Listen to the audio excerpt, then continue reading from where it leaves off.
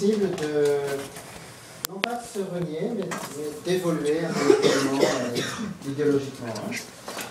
Alors, je pense que dans toutes les civilisations, il y a toujours ce qu'on appelle des prophéties de malheur. C'est-à-dire beaucoup de gens qui disent que de toute façon, tout est joué d'avance. C'est Dieu qui l'a voulu, c'est le décret, c'est le destin, il n'y a rien à y faire. Et il faut noter que ce n'est pas toujours Dieu. Il faut savoir accepter certaines choses. Dans la société actuelle, on veut toujours savoir qui est responsable de tel ou tel malheur. Et parfois, finalement, il faut aussi accepter certaines choses. Alors maintenant, on ne parle plus forcément de la volonté de Dieu, mais certains vont dire que d'après les faits, d'après les statistiques, d'après la génétique, d'après les circonstances, eh bien, il n'y a pas trop d'illusions à se faire. Et concernant la justice, beaucoup de gens vont dire que ça ne sert à rien de vouloir réhabiliter à tout prix les gens. Certains n'ont que ce qu'ils méritent. Ce n'est pas la peine de toujours trouver des excuses. Sur le plan psychologique, peut-être vous avez entendu parler de ce livre, Tout se joue avant 6 ans. Moi, quand j'étais jeune, mes parents, ils étaient très influencés par ça. C'est un livre d'apparence scientifique selon lequel la destinée de l'être humain, à 6 ans, c'est déjà trop tard pour changer. Tout est...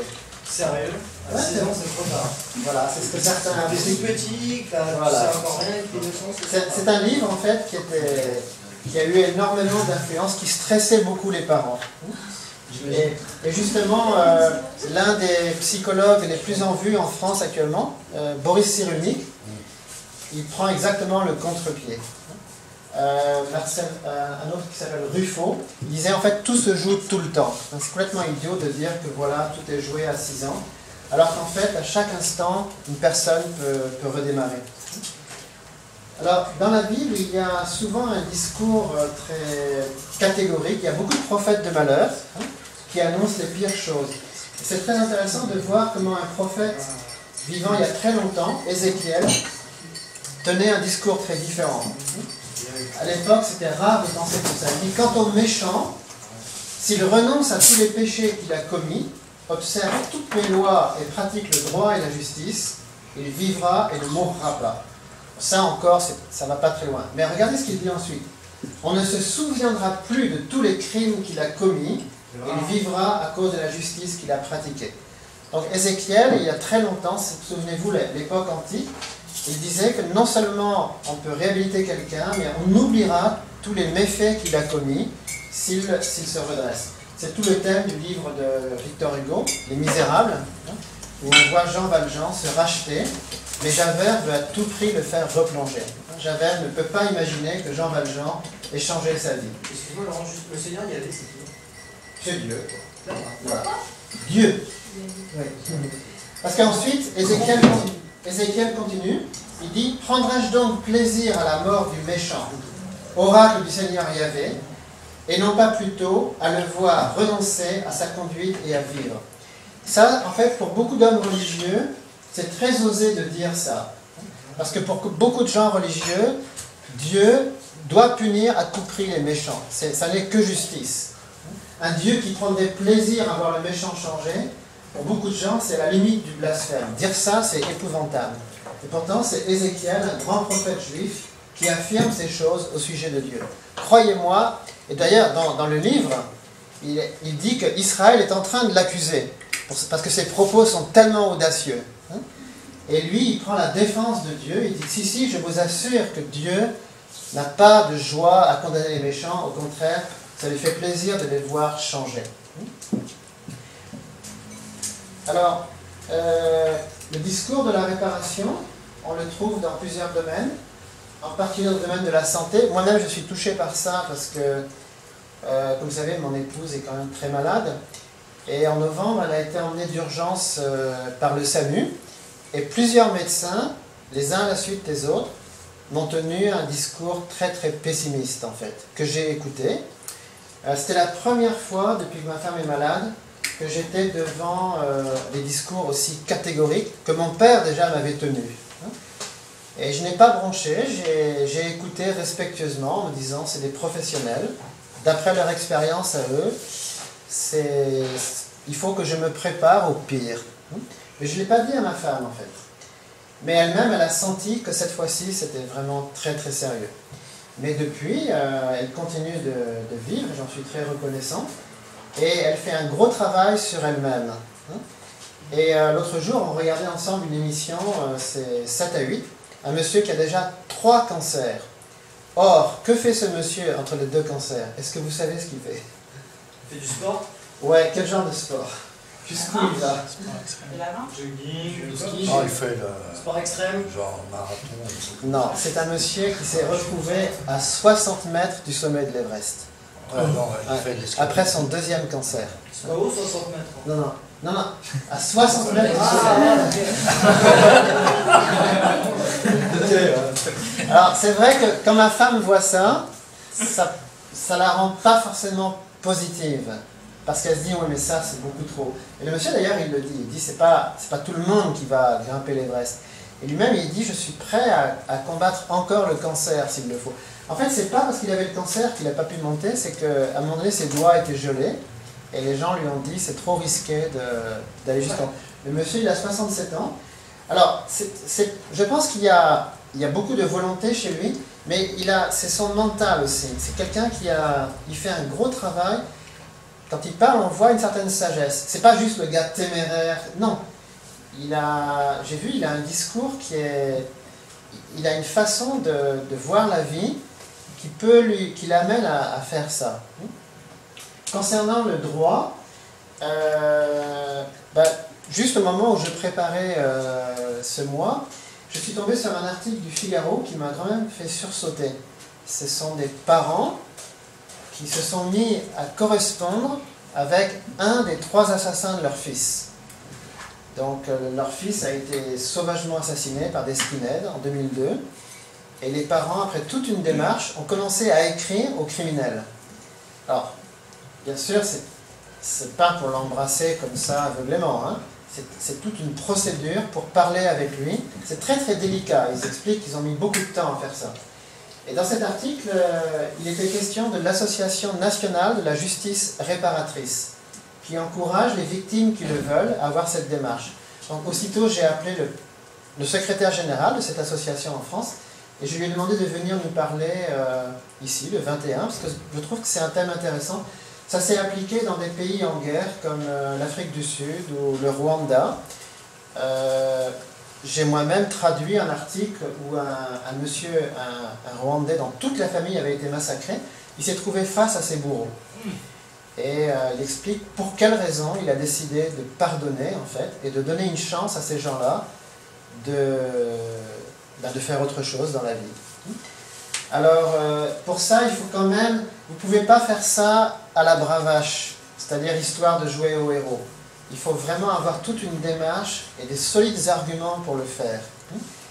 Alors, il y a des théories, justement, qui nous incitent à aller dans ce sens. Sur le plan religieux, il y a actuellement dans l'islam de forts débats.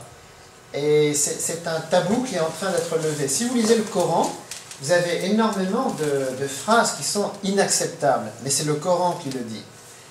Et longtemps, les musulmans ne voulaient absolument pas qu'on les amène sur ce terrain. Mais comme ils ont vu des chrétiens le faire, en disant oui, c'est vrai que dans la Bible, il y a des horreurs, c'est incroyable. Mais la Bible, heureusement, ne dit pas que ça. Dans la Bible, il y a plusieurs niveaux de discours. Et donc, pas mal de musulmans, actuellement, ont le courage de dire il ne faut pas tout prendre dans le Coran. C'est pas parce qu'un passage du Coran dit une chose comme ça que c'est ça qui doit s'appliquer. Le Coran dit aussi d'autres choses.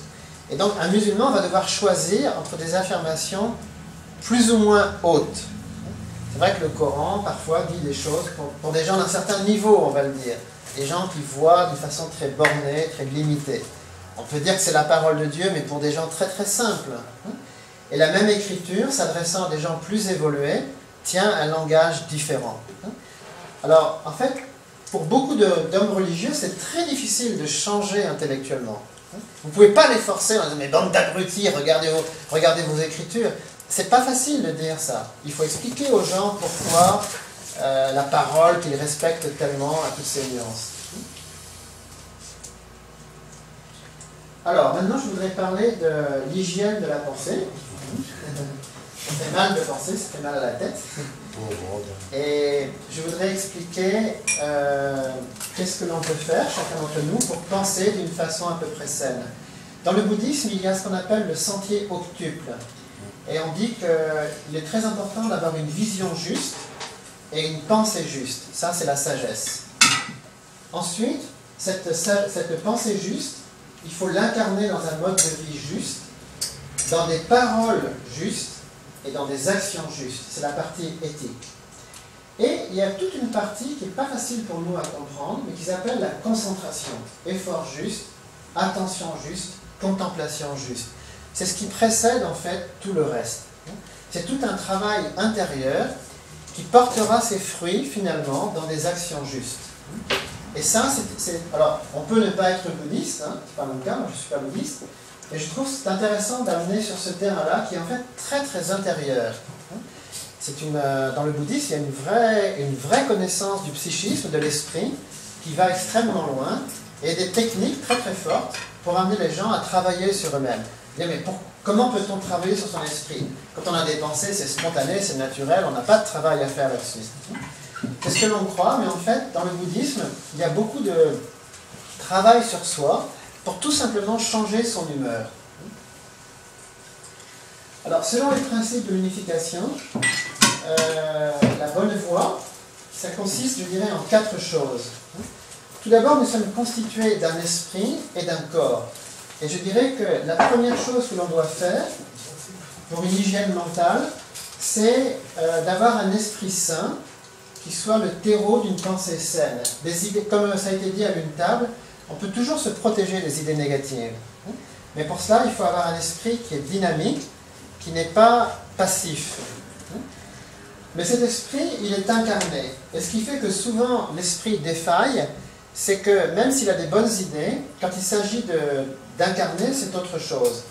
On a parfois des états mentaux positifs, mais finalement c'est le corps qui nous trahit et qui nous amène à douter de ce que nous croyons. Ensuite, il faut avoir l'audace de dire clairement ce que l'on pense. Parfois le discours est différent de la pensée. Finalement, quand on est en présence d'autrui, on ne dit pas exactement ce qu'on avait pensé. Et on n'agit pas non plus exactement comme on le disait. Et donc ce qui fait que l'hygiène mentale, je dirais, c'est un ensemble de choses. C'est 4 points. Il ne suffit pas simplement de se protéger des idées négatives. Ce que l'on croit, on doit pouvoir l'exprimer socialement et être reconnu.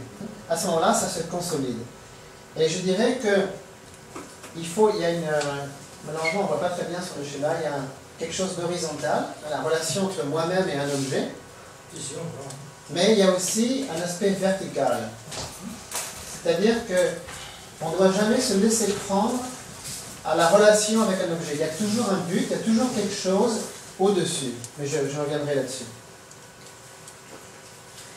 Alors là, je vais employer, au début ça peut vous paraître un peu bizarre, ce que j'appelle la base quadruple intérieure, maintenant son identité. C'est l'état de veille totale. En fait, je vais parler du sommeil, quand l'esprit est totalement au repos, parce que beaucoup de choses peuvent se passer là. La base quadruple intérieure, c'est le développement, c'est quand vous avez une activité purement mentale. Vous êtes éveillé, votre corps est là, mais vous n'avez aucune activité, vous étudiez, vous réfléchissez. Et donc à ce moment-là, vous allez produire des idées. Ensuite, la base quadruple extérieure, maintenant son identité. Là, vous êtes prêt à l'action, mais pour l'instant, vous n'agissez pas. Je vais parler de cet état, c'est un peu comme un sportif avant de faire un geste. Il se concentre, il visualise son geste, et soudain, il va jaillir. Et je vais parler de cet état qui est très important. Avant de passer à l'acte, il faut un dernier réglage mental pour que nos gestes et nos actes soient tels que nous les avons voulu. Ensuite, l'action elle-même qui doit traduire nos idées. Alors la base quadruple intérieure, maintenant son identité. C'est une situation où notre esprit est au repos. Il y a une grande partie de notre vie, ça dépend, pour chacun le nombre d'heures est différent, où non seulement nous ne sommes plus actifs physiquement, mais même mentalement, on décroche. Quand vous commencez à dormir, vous êtes encore conscient, et soudain, vous tombez dans le coma, en fait. Quasiment, c'est le sommeil. Or, ceci est très important pour la vie de l'esprit. Alors, à ce moment-là, la partie qui pense, ce que certains philosophes appellent noésis, est la partie à laquelle on pense, toutes les idées, se reposent. Par contre, il y a des gens qui n'arrivent pas à trouver le sommeil.